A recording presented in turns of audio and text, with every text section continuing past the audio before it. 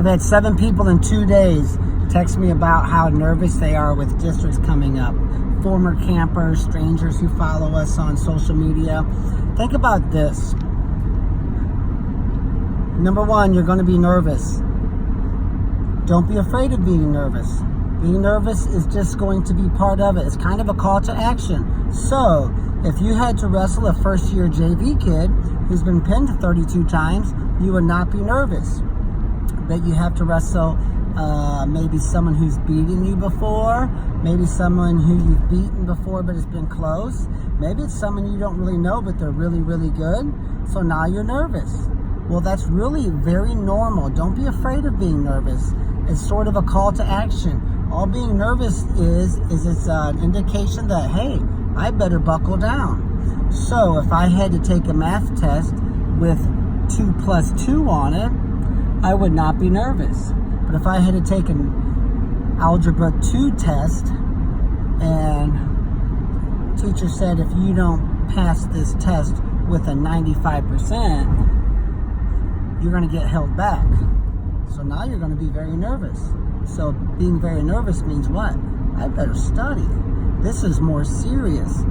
If your teacher said, we're going to have a 2 + 2 math test, if you don't get a 95%, you're going to get held back. You would say, who cares? I can get that easy. I'm not even going to worry about it. Okay? So being nervous is an indication that you have a tough competition. Just like it's an indication that you have a tough test, right? Okay.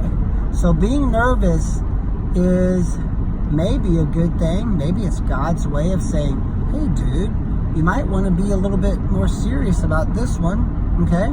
So now that nervousness is there, you don't turn and pay attention to it, right? You're supposed to focus on studying. In wrestling, you're supposed to focus on scoring points. So let being nervous just kind of hang out over there. Kind of like an annoying friend is what we like to say. And you're supposed to focus on the math board and the teacher, right? At the front of the class. Because your teacher is going over the math problems. And you need to focus on that. So let the annoying friend be there. You focus on the task at hand. So in wrestling, you say, well, I'm going to focus on scoring points. But then your mind starts to drift, doesn't it? You say, yeah, but I really want to win. I don't want to lose. Well, see, now you're focusing on the annoying friend. Just like a baseball player. If you're focused on getting hit in the face with a baseball, you're not going to be a very good baseball player. I'm asking you to say, no, I'm going to look over here. I'm not going to focus on that other. I'm going to focus on catching that baseball with my eyes and hitting it if it's a good pitch. Right? And you say, well, what if I do get hit with a baseball? What if I do strike out? Well, no. Your mind is supposed to focus on tasks. Tasks. And specifically, one task. So if I'm on bottom, my task is to focus on holding position, right? And then my task is focused on stepping a leg up and getting to my feet. And if you learn to catch your brain focusing on worry or nervousness, right? They're kind of interchangeable once you get really into it. Now you're breaking the rule. You're supposed to focus on, like I'm driving right now. If I'm drifting, I gotta stay, whoa, I better steer over here, right? I'm asking you to steer your brain back to where it's supposed to be. I'm only gonna focus on scoring points, right? We like to have some rules. I'm gonna focus on being smart. I'm gonna focus on being tough. And I'm gonna focus on scoring points. That's all I'm gonna focus on. That's it. I know I want to win. I know I don't want to lose, but those are thoughts. And when you go chasing thoughts, it's like steering yourself into a ditch. I cannot chase thoughts. I gotta take a deep breath and say, I have to focus on scoring points when the opportunity arises. That's it. And learn to stay in that groove or that lane. Then pretty soon what happens is this. You're so immersed in the studying the teacher that you no longer noticed your annoying friend. We do that all the time, right? If your wife or husband barks at you, you're going to eventually block them out. I can block out a baby crying in my ear, right? Drives everybody nuts. I can block out a dog barking.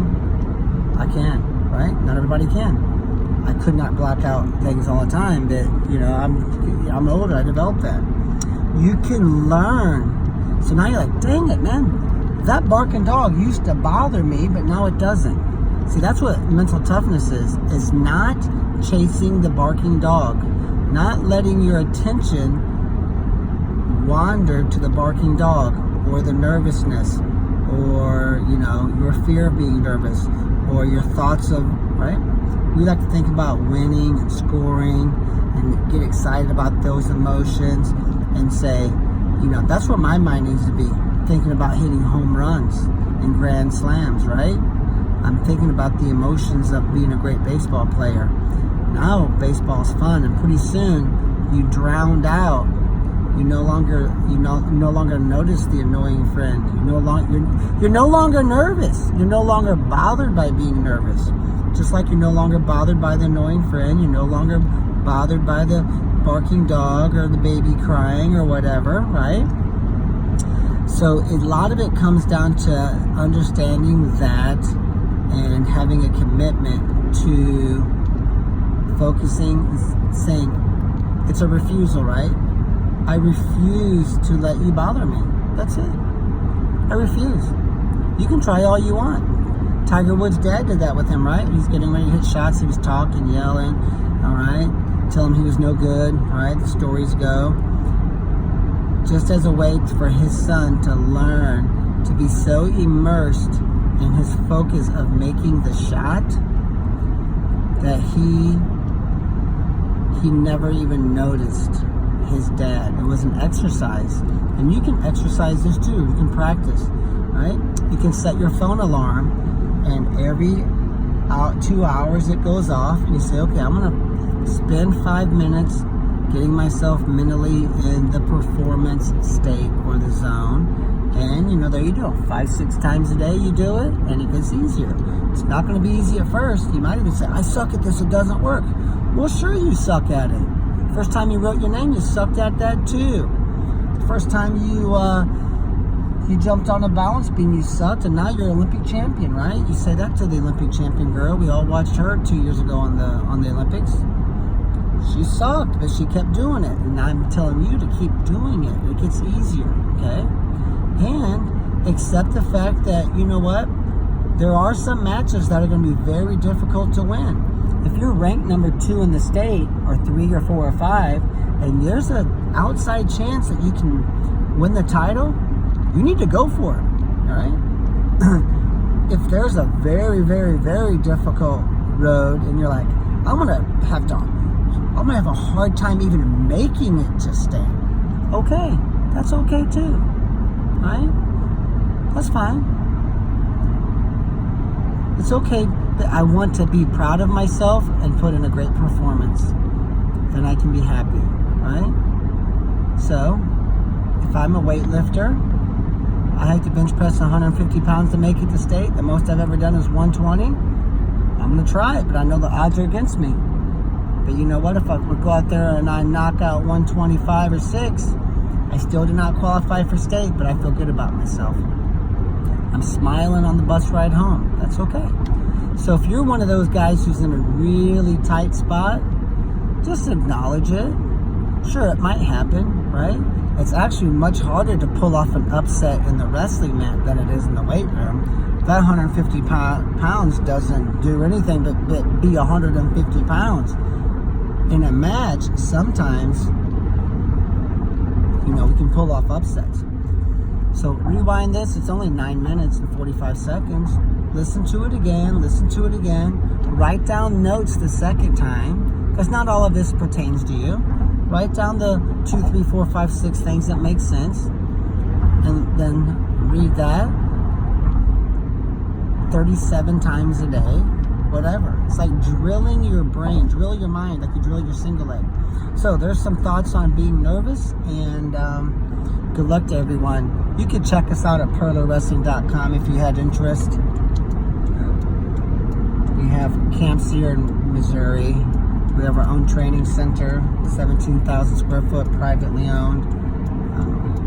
Small group camps. We don't do the meat market camps like the colleges. Our camps are sold out almost every year for 16 years. Famous college coaches call us, 50 of them a year. We're the masters at getting people into college wrestling. So we talk to coaches all the time. And if you're not familiar with us, you can check us out at purlerwrestling.com. Jacob Warner from Iowa came through our camps quite a bit. They went to other great camps too. Nick Lee, Dan Lewis. You can look at purlerwrestling.com. Last year there was like 23, maybe 28 Division I superstars that grew up coming through our camps. So if you're on the elite camp circuit and the elite tournament and dual meet tournament circuit, you know about Purler Wrestling. But some of you out there may not know about us. Get into our circuit. I think you'll be impressed. But even if not, that's great too. Good luck to you, and share this with your friends. Hopefully it helps.